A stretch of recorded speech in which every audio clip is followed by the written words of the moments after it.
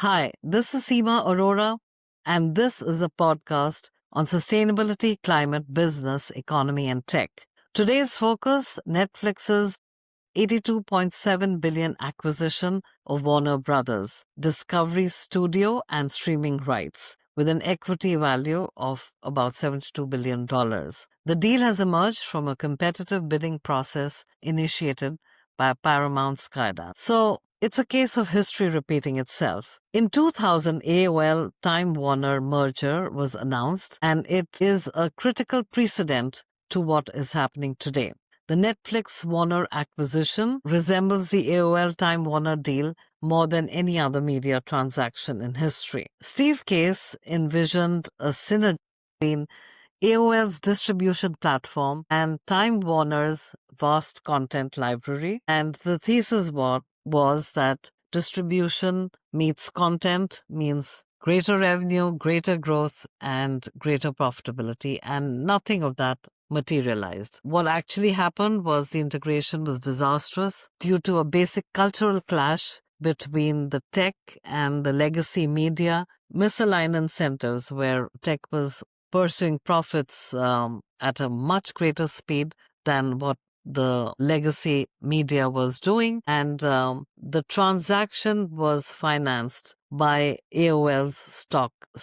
That's how the transaction was structured. And with the dot-com crash, AOL's value was wiped out pretty quickly. Warner's assets became burdens instead of drivers of growth, and there was a massive goodwill write-down that had to happen for that reason. In 2002, just 2 years after the merger, AOL Time Warner recorded one of the largest write-downs in U.S. corporate history. And why this mattered is because it represented the destruction of expected future value the company had already paid for. And it signaled to the market that the synergy assumptions underpinning the merger were fundamentally wrong. And the total loss of merger value eventually exceeded $100 billion.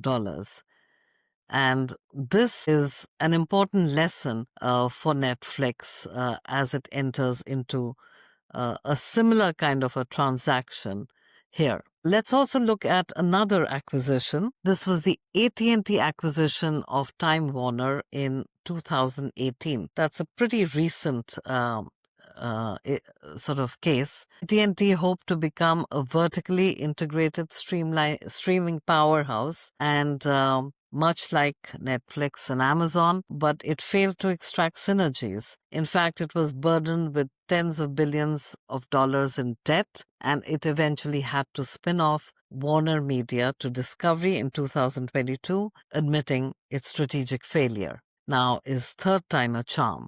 That is the question. So again, Netflix acquiring Warner Brothers Discovery is the third time this is happening. And how does that look? So let's start with how this process started. Warner Brothers Discovery received some unsolicited bids from Paramount Skydance, which is controlled by the Ellisons. Then Warner Brothers Discovery opened it to a more competitive bidding, and so other contenders included Comcast and Netflix, and Warner chose Netflix, but Paramount is legally contesting the decision and will drag it in all kinds of courts, and so Netflix and Warner will have to bear that burden of proof. What are the key issues with the Netflix-Warner deal? So there are many headwinds. Let's start with the first one that has been put forth, and this has been put forth by the likes of Paramount Skydance, as well as on the other side by Elizabeth Warren, and that is there's a severe antitrust and regulatory concern here. Netflix is a dominant streamer, at least in the global market. It also is in the US market, though it competes with Amazon. But that combining Netflix with Warner's IP will definitely trigger DOJ and FTC scrutiny. Given that this is being initiated by the Ellisons, it's going to get political kind of support. And Paramount is going to get political support, and there are going to be more impediments in the antitrust world, given the connection to President Trump too. Second, again, the creative and cultural backlash and the clash cannot be overstated. Tech style of Netflix, which is based on algorithmic, efficiency based, data driven based storytelling with binge consumption versus the Warner Brothers traditional talent driven creative culture has an inherent cultural clash, and there is mistrust among these two kinds of forces, and creative communities are already undergoing lots of resistance, and they have to really fight it out for themselves as they are subject to all kinds of copyright violations, and including the writers strike that happened. The creatives are really struggling. The studios are also going to be struggling, given that this is a different kind of storytelling that relies on raw talent as opposed to, the tech kind of storytelling. So this public opposition from figures like Jane Fonda has been vociferously talking about it, calling the deal a death knell for Hollywood. And this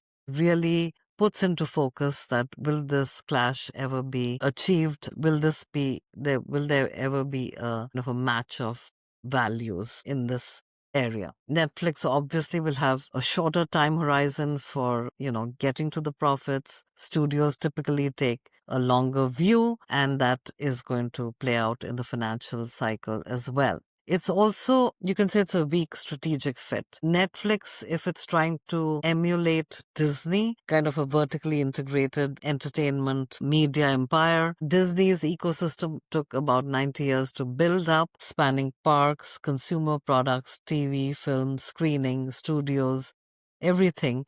Netflix has no such diversified ecosystem in place. It is wishful thinking that it can emulate that whole model, and it remains to be seen. Now let's talk the financial risk and the deal economics of it.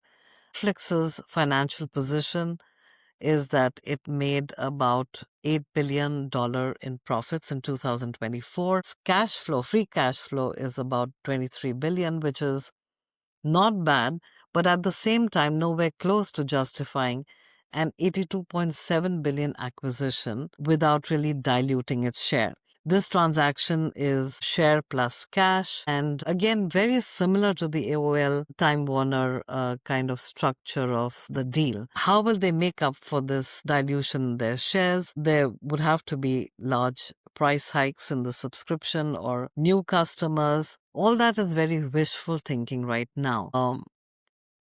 Warner Brothers Discovery's position so far, in total, they made a loss last year, but they did have a strong 2024 studio performance combined with good streaming from HBO and HBO Max. However, the combination of Netflix and Warner would have to be really jolting the subscription prices currently paid by its customers, and there has to be a growth significantly in ad revenue, all that, and efficiency gains. And to think that this would be a smooth process is really very optimistic thinking and more hope than a strategy that seems to be in place. Now, as we talked about earlier, there's going to be a strong political backlash here combined with regulatory scrutiny. Thanks to the Ellisons and the connection with the administration, there's also going to be distrust from the Hollywood studios, from the creatives who are really fighting for their survival. And this seems to be the ultimate in writing off studios as they used to exist and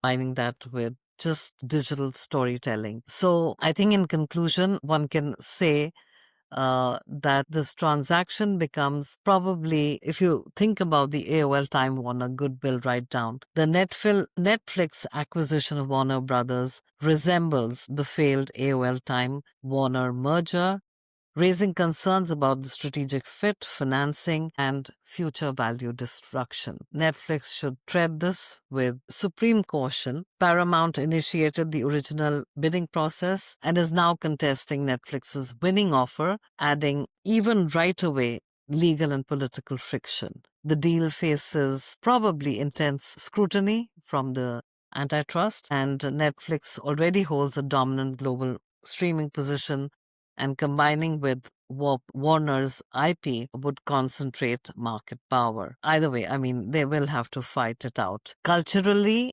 Netflix's data driven, tech centric content model clashes with Hollywood's basic talent led studio environment. And again, backlash is expected from actors of all kinds. And most importantly, financially, the deal that Netflix has entered into cannot justify a purchase price exceeding $82 billion without massive price hikes and even debt. Brothers Discovery remains unprofitable and making synergy assumptions even more speculative. So, with that in mind, I think I'll just close with saying that with all these kind of political headwinds and economic and regulatory headwinds, this deal doesn't offer, it should be proceeded with great caution. It's not enough to be wanting to partner with a company, but it's more important that there's shareholder value driven. So, with that in mind, I'll end this, and this is Seema Arora signing off for now.